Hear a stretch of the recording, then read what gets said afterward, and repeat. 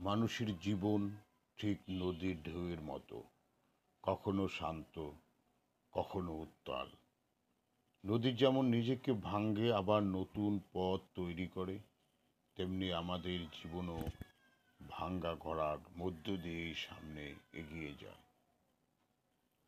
কখনো সময় খারাপ আসে, কখনো মানুষ আমাদের কষ্ট দেয়, আবার কখনো নিজের সিদ্ধান্তই ভুল হয়ে যায়।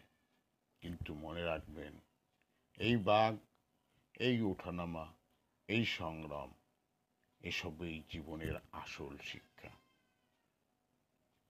জীবনের পথ যদি বাঁকা না হতো, তবে আমরা শক্ত হতে পারতাম না। ঢেউ না থাকলে নদীর সৌন্দর্য নেই, আর সমস্যা না থাকলে মানুষের বুদ্ধি নেই। তাই হাল ছাড়বেন না। যত ঢেউ আসুক, যত ভাগ আসুক, আপনি চলতে থাকুন।